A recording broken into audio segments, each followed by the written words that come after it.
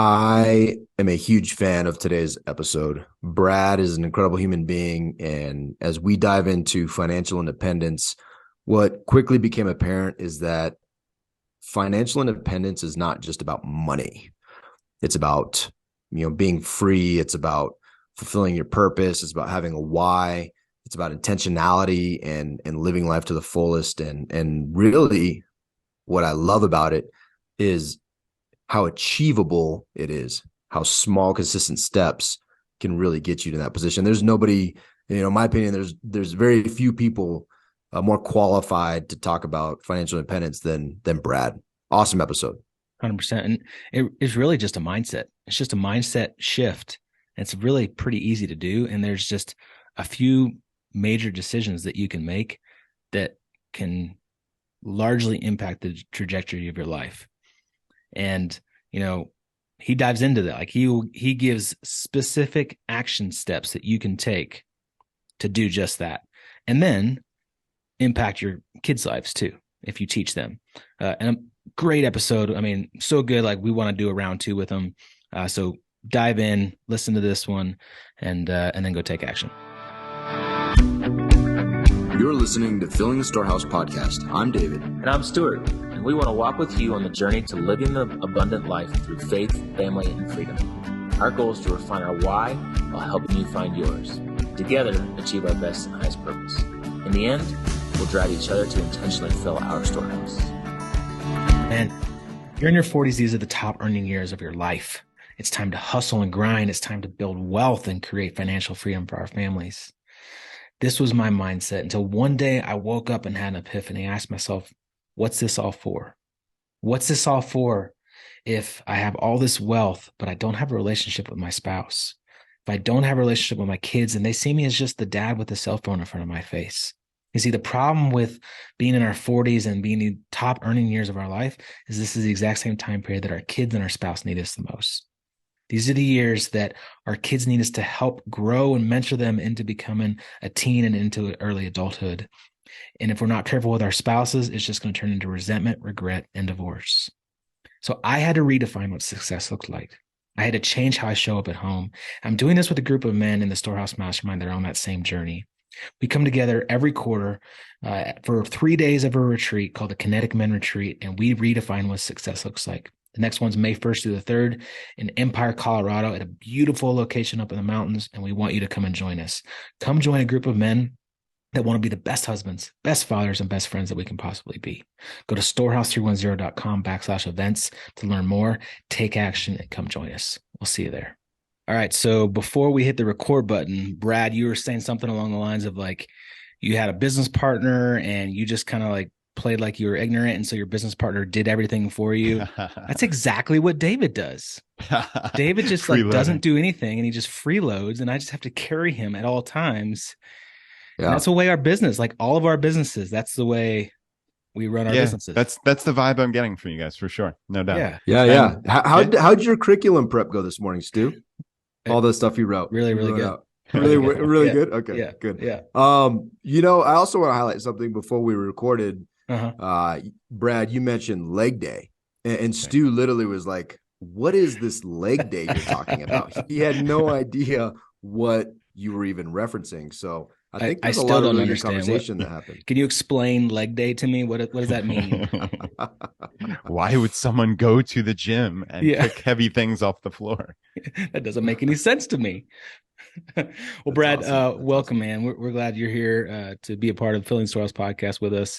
We've had some fun conversations. We got connected through our mutual friend, Steven Heptig. And, the conversations that we've had in the past were just, about business and life. And it's just a really fun conversation. So we just wanted to have you on and record it this time. So if you could, man, just give us a little bit of background about who you are and what you do. Yeah. Well, thanks for having me, guys. I appreciate it. And we have a lot of things in common, of just feel like kindred spirits. So it's cool.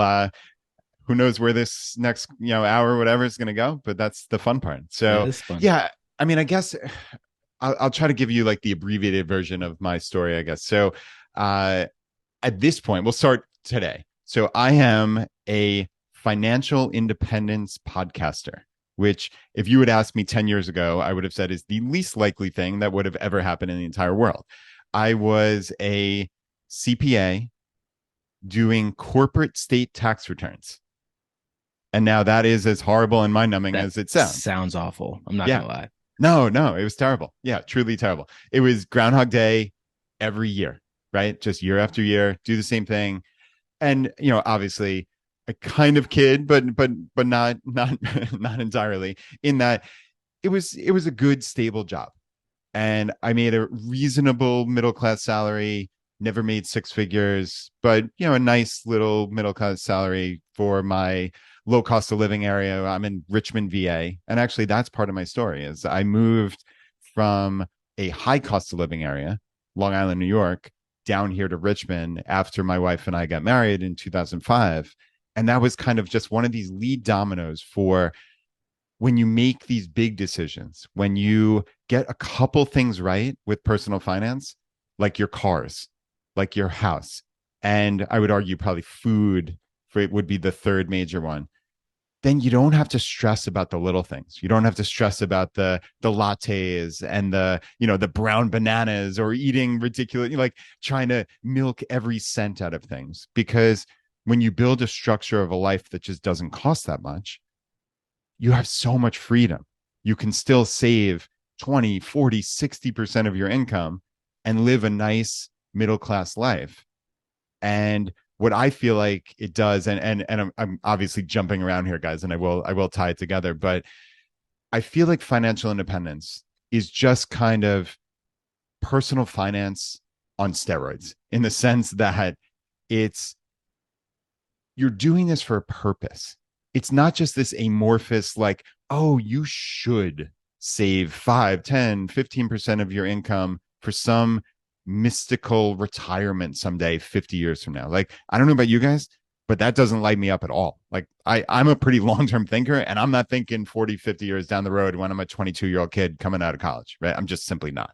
So whereas if you say, hey, you have the control, it's in your side of the court now, because what actually matters is how much do you spend? How much do you spend each year? What does your life cost? And then you just build your financial independence number off of that. Because in essence, it doesn't matter how much you earn. What you actually need to cover to get to a point where working is optional is you need to cover, what does my life cost each year, right? So through a smattering of real estate, like you guys might be into, or pensions, which also you guys might be into, or selling assets, or dividends, or whatever it may, fill in the blank. Some type of passive income, if you believe that exists, or online income, or whatever it may be. If you can cover those expenses, then that's the point of financial independence. And that subtle shift from, hey, I don't know, or Susie Orman or Jim Cramer, or whoever tells me I need to save 15% of my income for some mystical retirement that may never happen, to, oh man, I control this. That was the subtle shift that changed everything for me. So that's a little bit of me, a little bit of financial independence. And I'll throw it over to you guys now, because I suspect there's some clarifying questions. Well, no, and you said what I heard also is a number of things that are very countercultural, and specifically delayed gratification is one, debt control, ownership of our finances, and that we have control, and an education aspect to that, living within your means, defining what success looks like. And I think, those things are all so countercultural, because I'll start with the last one, because Stu and I we always hit on this. Okay, define what success looks like. Well, financially, and one of my favorite things is a lot of people you talk to, you go through the conversation like, okay, what's your goal? What's your financial goal? I want to be comfortable. Okay, cool. What does that mean? I've never defined that. Well, how do you know what comfort is? How do you know what you're pursuing? Because you have no idea you've not even defined one level of why. And I think what you said is so interesting, because it doesn't have to be 40 years down the line, right? It can be, okay, I would like to, whatever, I would like to make this this much a month. When you break it down to that level, I think the power in it is you also realize you don't need, you don't need what you think. Oh, I want to be a millionaire. Okay. Do you realize that just the base level millionaire, you're making almost $100,000 a month? Do you need $100,000 a month? No, I need 5. Okay. That's achievable, right? Like it just changes everything. And so I love how you've really shaped that and defined it. And I'm curious what got you to that place? What got you so passionate about, all these things that are so sadly countercultural? How did that become a passion of yours? Yeah. It's a great question. And that was an incredible summary. So what the first thing that you mentioned, I believe, was delayed gratification. And I think that is a really critical part of this entire calculus. Is there's no get rich quick scheme that reliably works. Right? Like I'm you just killed dreams. You killed, killed the American Bradley, dream. We just all across America. All across America. Yeah, sorry dreams guys. But I mean, you think about like the way that I look at the world is I'm a very amateur poker player, but I'm an avid poker player, let's say. But the mindset, I think, is the critical part, right? It's like, how can you increase the likelihood of success? Like, what are those small little things that you can do? Like, I even think about it, guys, like in terms of when I'm driving down the road. No joke. It's like, okay, on a long enough timeline, if I make slightly more optimized decisions, that might not help me this one time. But if I make that right-hand turn 10,000 times in my life, that exact turn, and I get into the right lane instead of the left lane or vice versa, based on where I'm going next, which cuts down the likelihood of me getting an accident when I make the next lane change. I know it sounds crazy and so minor, but when you make all of these decisions over and over and over again, tens of thousands of times over a lifetime, you're going to have a better life. So I think that's how I interpret like delayed gratification, get rich slowly. It's all of these little decisions that add up to long-term benefit. So anyway, that was the sidebar, but your actual question was like, how did I get into this? So I think I am one of the kind of like fortunate people. I don't love that word privilege, but I think we all need to acknowledge when we do have some level of privilege. And I didn't grow up wealthy by any means, but I grew up comfortable. And I think I also had a level of like, there was focus on education was really, really important. I was able to come back and live at home after I graduated college, which for me was like the greatest gift in a line of many, many amazing gifts my parents have given me. That was the single biggest one that like was the leapfrog for everything else, because I was able to live at home for 2.5 years after graduation. And I saved like 90% of my income, and like, granted, I wasn't making a ton. It was like early 2000s. I was a first year accountant. I was probably making 40 grand, 45 grand. But when you save 90% of your income and you stockpile 50, 60 grand, whatever it may be, I was able to immediately. So again, I lived on Long Island. I grew up in Long Island and happened to buy an apartment there. It was a co-op apartment. And I was able to actually put 20% down. And then the thing went up 40, 50 grand over the 3 years that I lived there. And that one decision, right? So from living at home to saving up, buying this place, and then being able to earn some income from that or some appreciation. I mean, that was a massive springboard. And that was just one little thing. It wasn't like a home run by any means. It was just a cup. Obviously, it was maybe like 2 doubles, we'll say. But that was a massive, massive deal. And like I said, I probably was a natural saver. My wife, I think one of the most important decisions you can make in life is finding a wonderful spouse who, in this case, shares the same money and future plans as you. And she was a saver. So she had been living at home saving money. So, I mean, we, at that point, were in our mid-20s and we had saved, 6 figures probably between the appreciation on the house and such. And, it got to the point where I think what really resonates is not like my stupid little story, because honestly, I don't think that resonates at all. But what actually Well, resonates is, to be fair, though, I think what resonates is the fact that most people at that age in that position are probably six figures in the hole. yeah, yeah, You know what I mean? Like, it's not, what resonates with me is that, okay, you lived at home. Well, most people that live at home are not doing anything. yeah, Right. And you're saving 90% of your income. So I think that's huge. You're very intentional. And there's things you can do. If you're going to live at home, be absolutely intentional and maximize that time. Right. yeah. So you're saving 90%. Okay. And then you get married. And most people with student debt and all the things, I'm not saying it's bad. I'm not saying it's all terrible, like credit card stuff, but there's a lot of that too. But most people are in the complete, not even the opposite. They're not even, they're in the hole compared to where you are. So I do think that I think that really resonates with me. Yeah. Well, thank you, Dave. I appreciate it. I'm maybe a little too self-deprecating sometimes, but yeah, I mean, I think there's that point. And then even like I think about some of these quote unquote high-powered jobs, or like I knew buddies of mine who graduated college and then went to work on Wall Street or with a hedge fund or something, and they're working like 80, 90 hours a week, which is insane, but do it for a purpose.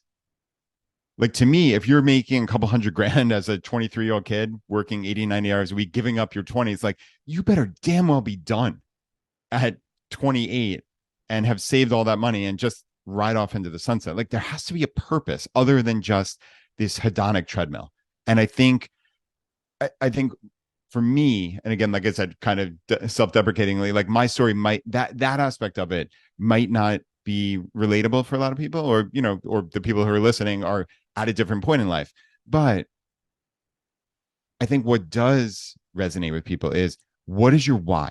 Why are you doing this? What is the point of, okay, you're living paycheck to paycheck now, and it's like, go along to get along, right? Like I see these people all the time. It's that's what I call them, the go along to get along people. Like, they're just doing their thing. They're drinking on the weekends. They're seeing their buddies. They're, living in the same neighborhood they grew up in 40 years later. It's like, just go along to get along. There's no why there. There's no purpose. It's just, you're living in the moment, and that's that. Whereas, like, I think what Laura, my wife, and I did that was really kind of exceptional was, at 25, 26, we got married, and we sat down and we said, what do we want out of life?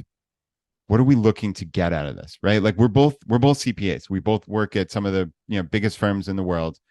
We lived on Long Island. We could have traipsed into New York City and become senior managers or partners or whatever, and theoretically been successful, quote unquote successful. But would that have been success for us? And I think we very clearly and quickly came to the idea that would not be a success for us at all. That would be a failure, frankly, because we would have to give up decades of our lives. What if we wanted kids? Like, I called them our future fictional kids at that point, right? We're 25, 26-year-old.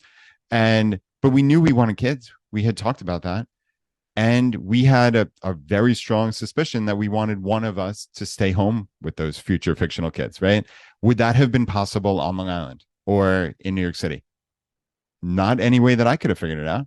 Not without giving up something massive, like being just paycheck to paycheck, or right on that line, or not being able to save for travel or college or whatever. You'd always have to give something up.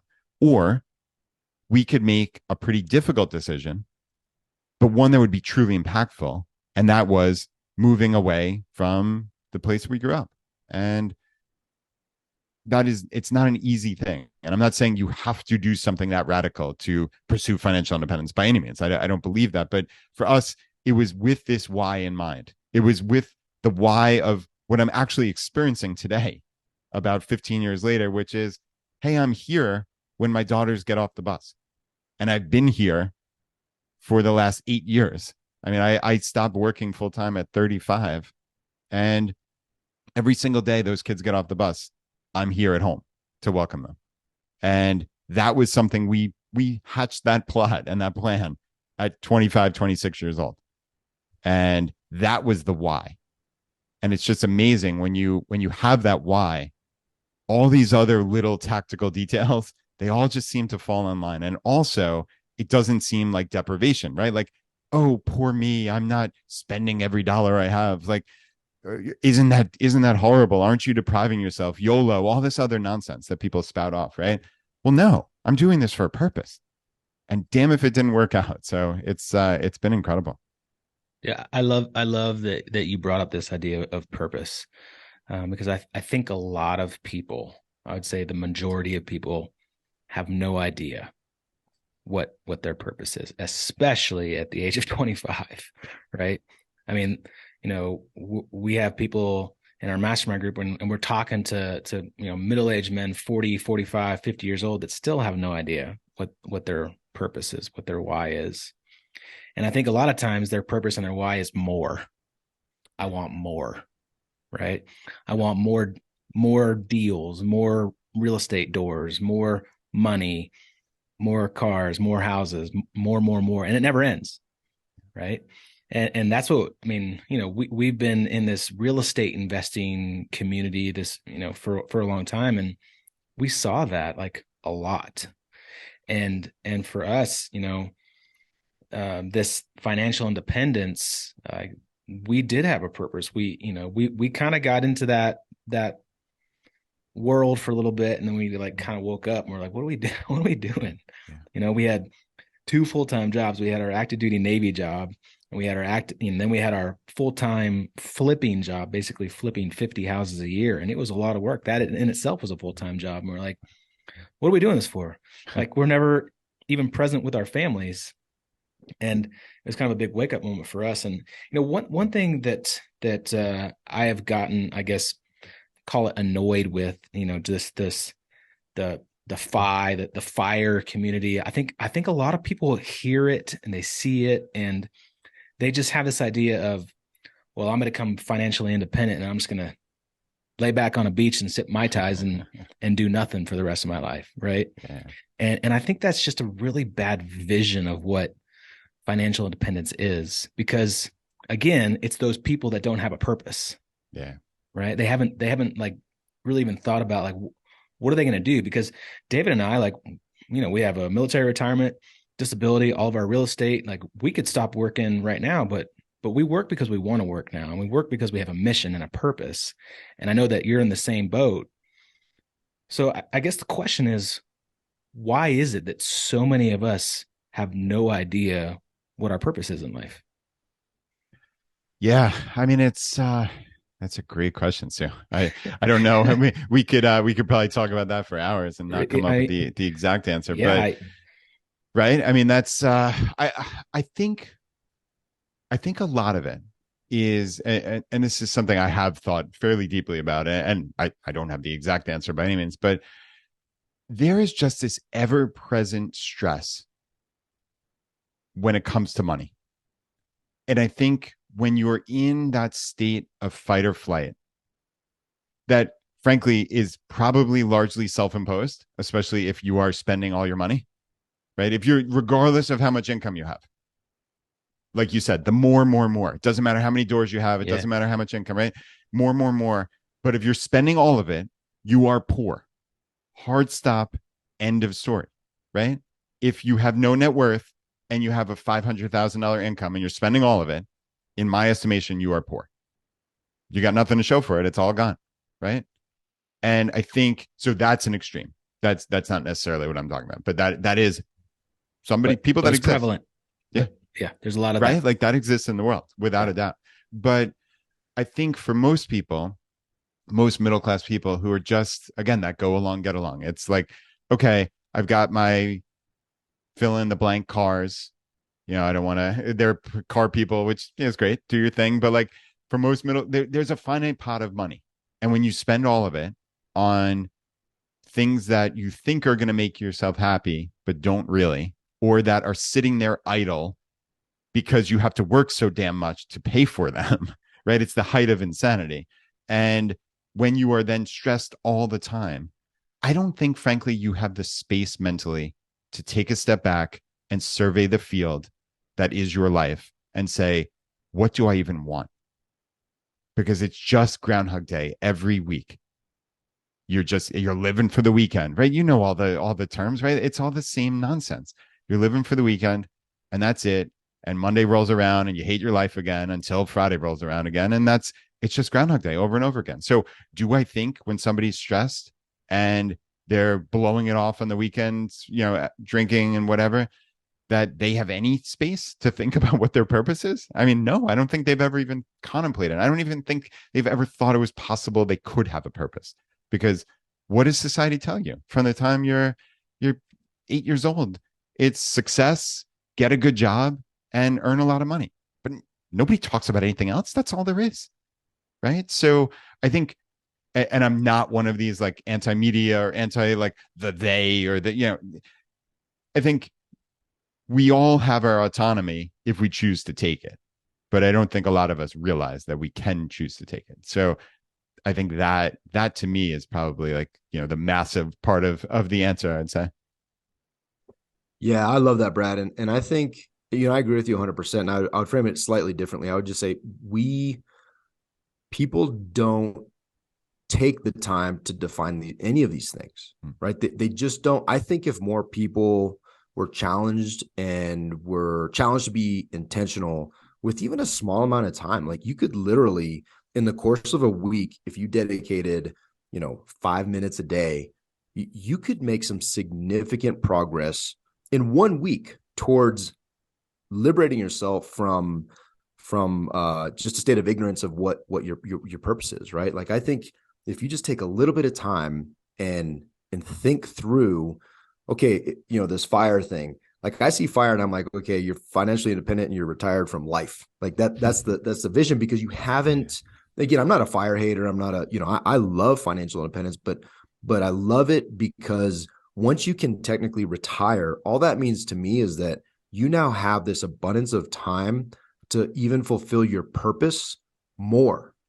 If you're not so stressed about money and status and all those things. And I think that the interesting part to me is when people, if they took those 5 minutes to try to figure out their purpose, I think what they would also realize is a byproduct is what are their priorities. And that's something where I think to be able to sit down and say, okay, my priorities are God. What does that mean? What does that look like? Okay, I dedicate my time to church. I go to church. There's a Bible study I go to. Like you break it down to action items. My next priority is my family.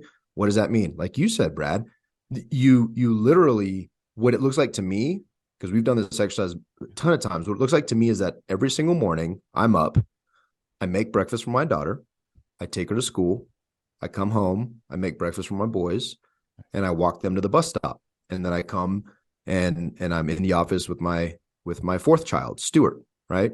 and so but I mean, it's a very a lot of work on that one. Yeah. A lot of work, but it's very, very the neediest of the four.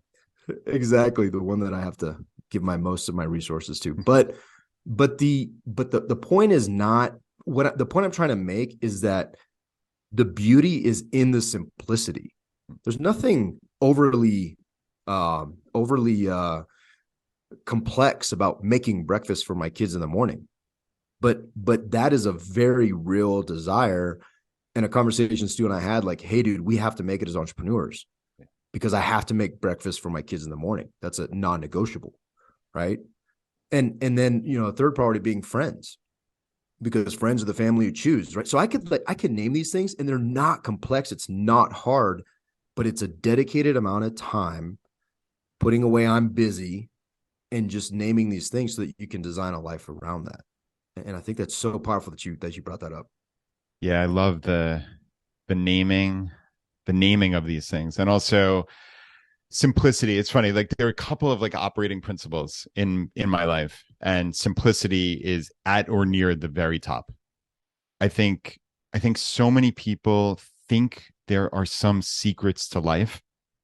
Like there's some guy behind the guy, or when you get to a certain level of wealth that some magical secrets unfold in front of you. And I mean, I've been in a lot of rooms with a lot of people who are pretty successful, and I've yet to see one of those secrets that are certainly reliable, right? And it's like people think there are secrets, but most of it is just status.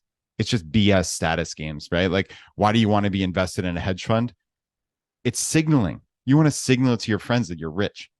You don't actually believe that you're going to do better in a hedge fund than you are in a low-cost index fund, unless you're an idiot, frankly, because the stats bear it out. So, but you want to signal to your friends, look at how wealthy I am.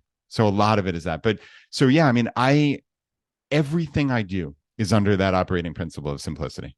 And I think it just kind of works. Life doesn't have to be complex. The real secrets to life are not complexity. It's the opposite. It's strive for simplicity. So I absolutely love that. It's empowering, right? Yeah. It's empowering to, when you break it down, like for me to conceptualize, if I have a desire to be a millionaire, which if that happens, is awesome. If it doesn't, whatever. It's that number's inconsequential, but it's so empowering to take no kidding what you need, and then to realize that financial independence is $1 over that. It's not $1 million. That is and it keeps you from taking action. Well, I need this amount. No, you don't. You probably don't need a fraction of what you think you need to make you happy. A fraction of that. And once you break that down to simplicity, you can take decisive action because it's attainable. It is attainable. And right, just the simple kind of thought experiment of what you're saying there is, okay, if you're saying a millionaire is earning $1 million of income in a year, let's even just put that aside. We'll just say that's what we're talking about. Somebody earning $1 million a year, but they have to work 80 hours a week, versus somebody who has their life under control. They have their house paid off, and their life only costs $50,000 a year, which is not unreasonable. When in most places in the country, you have a paid off house, it's pretty damn hard to spend $4,000 a month unless you're going out of your way. Obviously people can, but you certainly can live off that, right? Okay. Well, in order to be financially independent with a $50,000 a year expenses, you need to have a net worth of about $1.25 million. So 1.25 million. Okay. Now that is very, very different than having $1 million of income that you continually have to earn every single year. And maybe that person is sending their kids to private school and driving around in BMW 7 Series. And like the money goes real quick.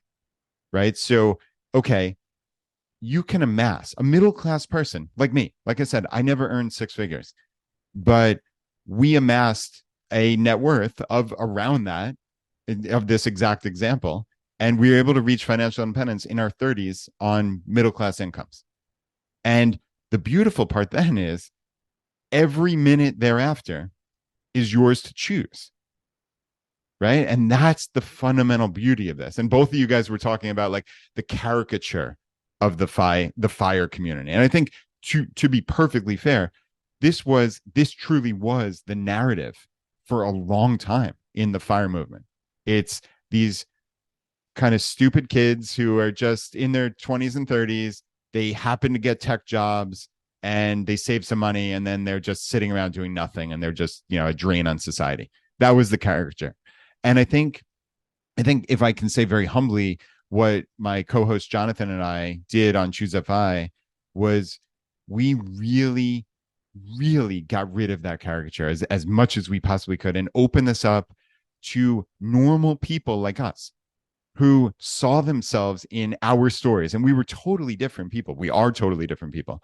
And people could see a little bit in Brad or in Jonathan or in any of the stories of the hundreds of people that we had on the show, that everybody approaches a little bit differently, right? And I think what's critical here is that,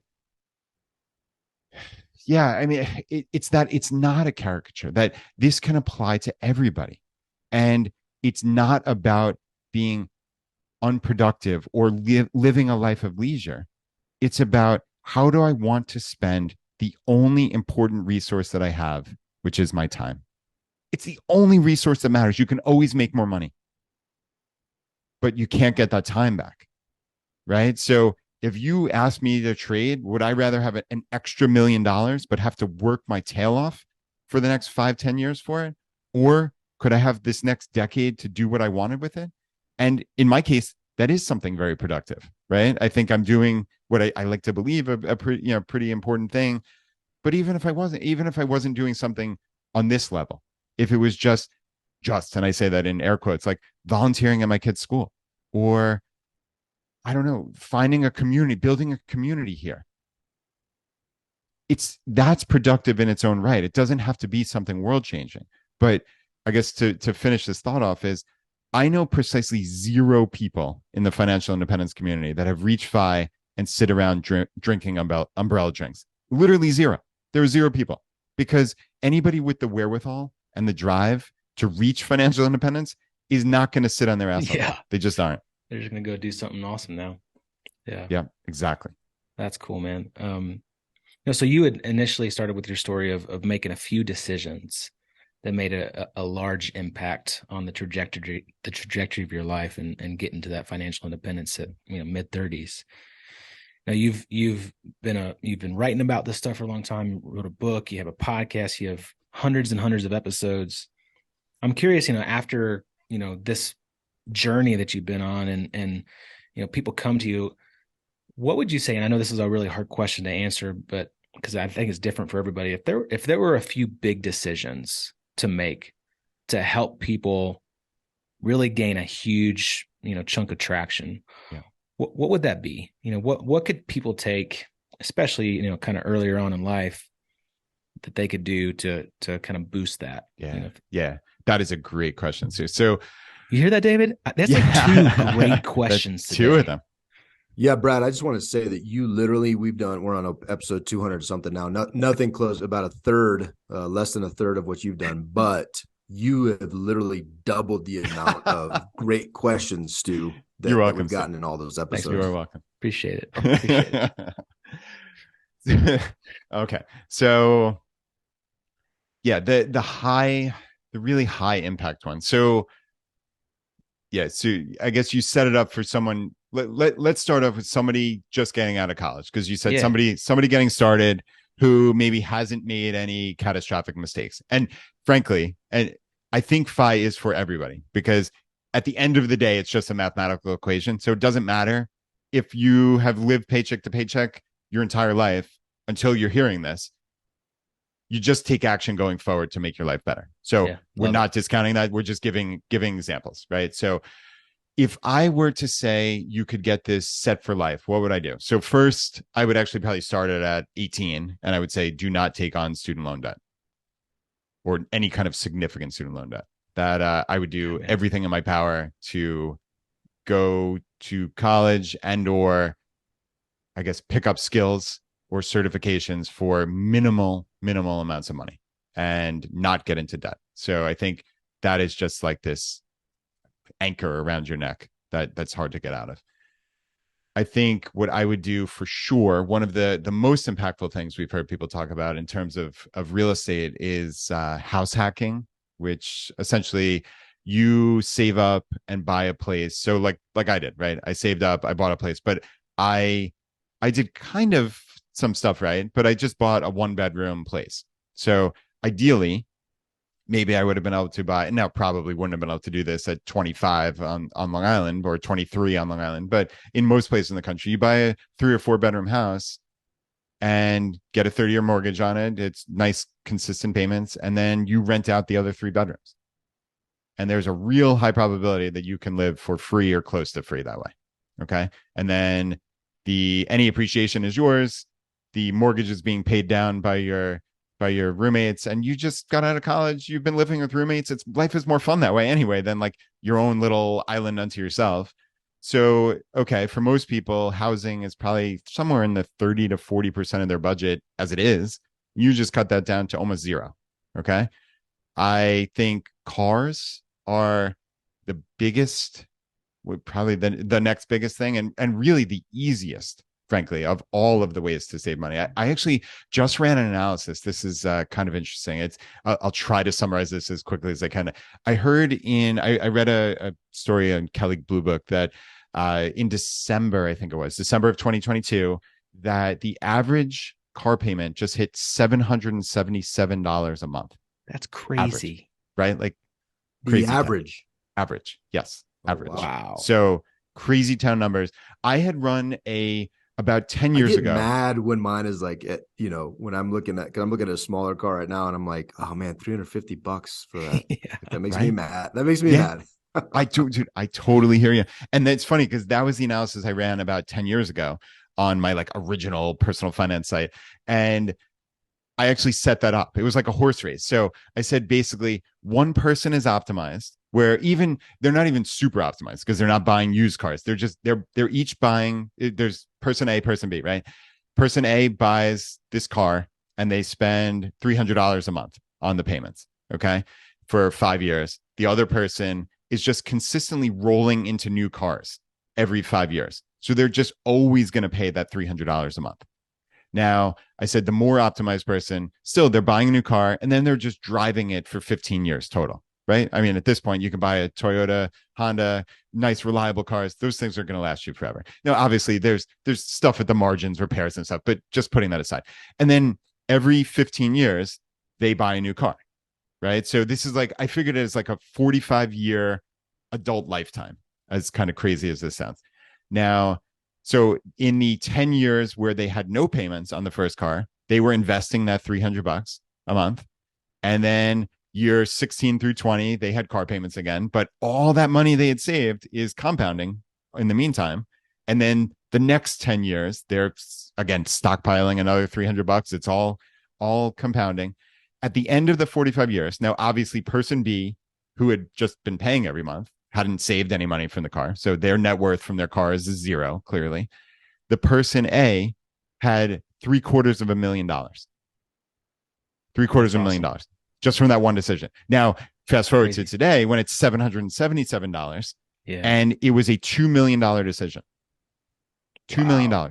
So for the person who's like, oh, I need a new car every 5 years. I'm going to just pay my $777 forever. Versus that other person who's a little more optimized, still buying the fancy, expensive car 3 times in their lifetime, but just doing that one extra little smart thing, $2 million. So that should be really, really like mind-numbingly obvious to everyone listening. Cars matter. And saving $777 a month for 30 out of 45 years. It's not even your entire adult lifetime. Amounted to $2 million when invested in low-cost index funds. So I mean, guys, that is the most obvious answer you'll ever see in your life. And frankly, if somebody had saved $777 every month for 45 years, it would probably be, I haven't run the numbers, but it would probably be $3 to $4 million. So that kind of stuff matters. You know, what's really, really cool about that is even, guys like us who have younger children, think of the impact if we just teach that to our children. And so when they're like 16 years old, they just know that they're going to go buy a used car for, $5,000, $10,000, $15,000. They're going to pay it off. And then they're not going to buy another car until that one like falls apart, 15 years later. And that just one simple thing alone, if they learn that when they're 16 years old, that changes their life. Well, and let me, and I don't think what I do is right, because I made a ton of mistakes. I'm trying to rectify that in my kids, but and this is fun. My daughter's 11, and we are looking at getting rid of a car and getting another car. But the car we're looking at is not the family vehicle. It's a smaller car, hybrid, just to optimize some things. Looking at like a $30,000 car, which is going to be super nice. But what we're doing is we're involving my daughter and saying, hey, what color do you want in your car? This car is going to be your car in 5 years. So what color do you want? Like, what do you want it? And we're getting like, it's doing two things. One, it is completely leveling the expectation field of what car she's going to, there's going to be no question. She's at 11 years old. She's getting to participate in this process, but she also knows like there's zero expectations that there's going to be some new car, that there's going to be something that is very unique to her. If anything, the expectation is, hey, when I give you this car, I'll get myself whatever new car I want to get for myself because I've earned it. You have not. You're getting this gift. And so, but it's just a level of intentionality. My wife and I had a conversation, like, let's involve Maya in this because our expectation is that this car, like you said, we buy a car, I expect to drive it for 15 years. Minimum 10. And that time goes like that, right? And so I'm involving my kids in it to be like, hey guys, this is your future car. And it's a lot of fun, but again, it's so simple, right? And it just requires a little bit of forethought with your spouse or however you're doing it, and a level of intentionality and commitment to be like, okay, let's make this fun. But also, we're making decisions now for 5 years from now. I'm not going to buy a truck, no matter how much I want it, because this car is going to be Maya's car. And so again, it just is it's just a way to get ahead of the curve and not always be reactionary.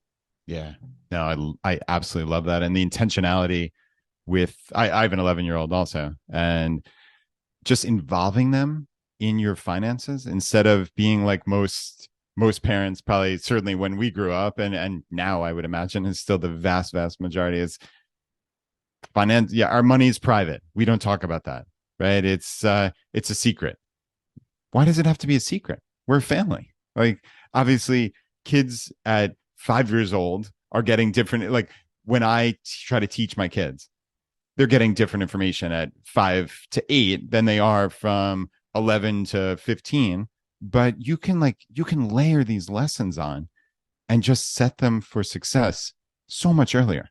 And I mean, I even had my older daughter she's really into math. That's just kind of her thing. And I sat down and showed her a compound interest calculator and let her just play with it. And like, that sounds kind of like geeky. It's a very CPA thing to do. But dude, her eyes lit up, just lit up, man, because she got it. And it was neat. Or like, she's actually, it's going to sound wild, but she has turned into a roller coaster enthusiast, which is now like, that's like an actual term. There are these people who are just these crazy roller coaster nuts. That's awesome. It's so cool. And like, we really lean in when they are passionate about something, even if, I probably spent 100 hours talking about roller coasters over the last year, which is probably more than I'd like to in an ideal world, but you got to lean into what your kids are into.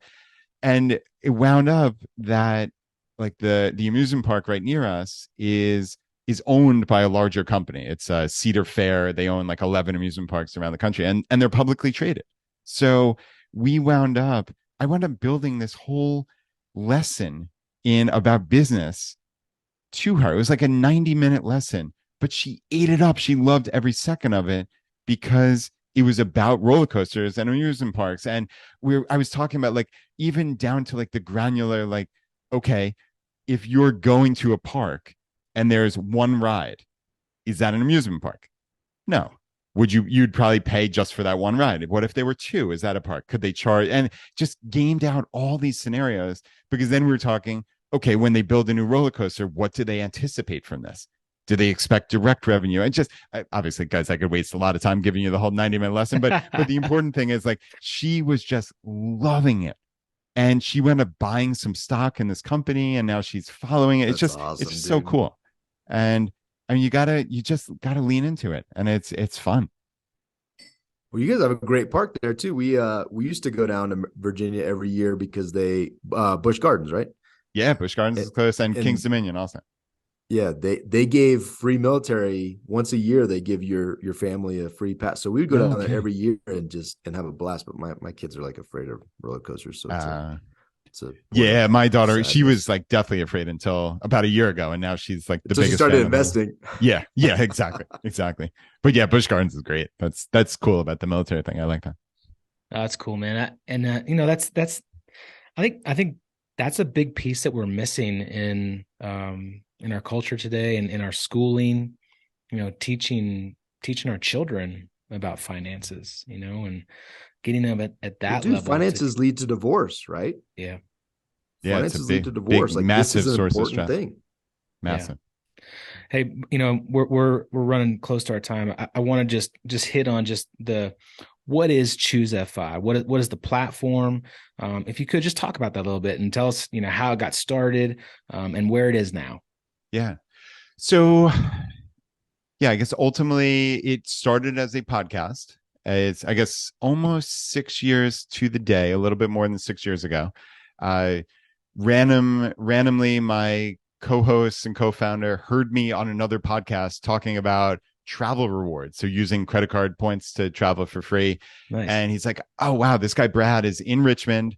He's into financial independence and into travel rewards. And he's like, I am too. So he just kind of reached out to me, we became friends, and he kind of pitched me on this idea to start a podcast. And for whatever weird alchemy, we just kind of clicked. And I think we put out a really good product that's listenable and people can take action from. And I think that's the most important thing. And it just grew. It grew and grew and grew like crazy. And there was no lightning in a bottle. There was no, we got on Good Morning America or we're in the New York Times. It just grew through word of mouth. And I think at this point we're up to like 60 million downloads over 6 years. That's so cool, man. Wild and hard to believe. And we have so I guess we have a Facebook group with like 100,000 people in it. We have Choosify local groups in 300 cities across the world where people are forming community and having in real life meetups. And it's just a really neat thing. So people can find that at choosify.com/local. I guess Choosify podcast. Obviously, if you guys are listening to a podcast here, just search choose, like make a choice, FI for financial independence. And yeah, I mean, it's now actually it's just me. I'm the co-host, or I'm the single host. I'm not the co-host anymore. Jonathan's kind of doing stuff behind the scenes, but he's certainly still involved. And yeah, it's just been a really interesting journey. I never would have guessed any of this, to put it mildly, like I said, when I'm doing corporate state tax returns in a office park in Richmond, Virginia. But hey, you never know where life takes you, right? Well, and I think it highlights the importance, right? We touched on it with a quick comment on finances lead to divorce, but I think it really touches on a very powerful mission, one, and a calling that you're absolutely fulfilling and changing lives. But I think it's, even the example you gave with the cars, once you leave the emotion of money and status and all the things that a car, you believe that a car is going to communicate to others. Really, it's mostly self, though. Like nobody cares about your car, if you're honest, right? But once you get past that and you can get to a place of data, you can get to a place of science and actual hard examples, it changes the whole narrative, and it changes and it allows you to have a deliberate, powerful conversation about a tool, quite frankly, a tool that you can use to change your life and change the life of those around you, right? And that's what I love about what you're doing, is that it's not, the implications of financial independence are vastly greater than we even realize. Like, I am so excited. I was thinking about this morning. I'm so excited to be debt free. Now that's in years, for me, that's in a number of years, but I'm excited for the prospect to have nothing that holds me back, which I see debt as. And so I think, when you have these conversations with the podcast, and I encourage all of our listeners to go listen to the podcast, get on the website, take the emotion out of it and get some knowledge backing so that you can have the freedom to make, true decisions, right? And it drives all these different areas of our lives, and it's not unachievable. It is not super difficult. It's just consistent, decisive action. Yeah, which is incredible. The perfect way to put it. Consistent, decisive action. I love that. And you'll actually find that it's fun. You'll find that if you have a spouse, significant other, most likely you're going to get closer together, because you're going to feel like this team that's taking on the world, that's doing something countercultural, like you said before, David, right? It shouldn't be countercultural, but it is. And when it's you against the world, against what culture and society is telling you, but yet it's so inherently right, you just feel powerful. And it feels amazing to live what I call the same middle or upper middle class lifestyle as everybody else around me. But instead of living paycheck to paycheck like they are, I'm getting wealthy.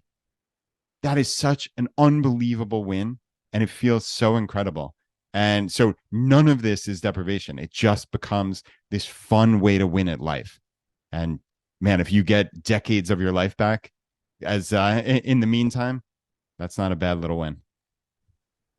It's a huge win. Awesome. Huge win. Love it, man. Dude, this was a great conversation. I know we could probably go for another hour or plus. And, we'll have to have you back on another time and round two. More. Sounds good. Round game two. anytime. Hey, guys and gals, reach out to Brad. Check out Choose FI. Listen to their podcast. It's really, really good. There's tons of great information. I mean, just that one little nugget of thinking about a car, like it's that way every single episode. You're going to get tons of knowledge bombs. So check out his podcast. Check out his website. If you're in a local community where you can go meet up with other guys and gals that are having the same mission of financial independence, go do that too. And hey, let's teach our kids. Like that is a huge mission in itself, is let's teach our kids about being, financially literate and make these big decisions that can have a huge impact on the trajectory of their lives. And yeah, hey, let's all go fill the storehouse together. Yeah. Thank you so much, Brad. Really appreciate your time. I am requesting it now. Part 2. I think there's so many things that we did not cover, so many conversations that I want to dive into further with you. So we're going to definitely have you back on, but hey, man, just keep I really appreciate the mission. I implore you to keep it up because it's changing lives. And I don't even think you recognize how many lives you're changing, man. 60 million downloads, that's just the downloads, right? The conversations these people having with their kids, with their family, the decisions they're making is just such a huge wave. And man, I couldn't be more proud of you, dude. It's incredible. Thank you so much. I really appreciate it. And guys, this has been a blast. Round 2 sounds good. Let's make it happen. Sounds good, man. All right. Awesome. Have a great day. All right. Make it a great day, friends. See you. Brad is the man. Ninja. I loved that episode. Can't wait to have him on again. Just really value the conversations that we have, both recorded and not recorded, because he's just a wealth of knowledge. And I'll tell you, man, I absolutely love the idea that he gives and that he really pushes of defining what success looks like. That's something that is huge to us, laying it out, defining what it looks like, and then going after it, man, achieving what you are very intentional. The level of intentionality required to achieve these goals is incredible. And it's not overbearing. It's not too much. Yeah, it's not hard. It's not, man. It really isn't. So I just, I really value him, and I really value this podcast. Yeah, for sure, man. I mean, finance is one of the areas that we focus on, and it's part of the kinetic life circle. But it's not finances in a way that, it's just, hey, go get rich, right? Go make a lot of money and get more. And we talk about it on this podcast episode. Like finance in itself is very easy to understand. And simplify was a word that Brad used a lot in this episode. It's simple, but you have to understand it, and then you have to take action to do it, and don't get caught up in this more world. So we dive into it in the Storehouse Mastermind, and it's an important piece of our life circle, but it's not the end all be all focus of our life. So great episode. Be looking for round 2 coming pretty soon with Brad. Can't wait. Giddy up. See ya. Thank you, friends, for listening to Filling the Storehouse. If you are growth-minded, community-focused, and willing to take uncommon action to redefine success and live an abundant life, visit our website at www.storehouse310.com to see all the ways we can connect. Yeah, on our website, you can find information on everything we're doing, like joining our meetup page to get the details on our webinars and our local Thursday gatherings here in Colorado. From our site, you can also find information on and sign up for our next retreat. Finally, we always appreciate your love and support. Please share this episode and go rate us on your podcast player of choice. Thank you again. Now go fill the storehouse.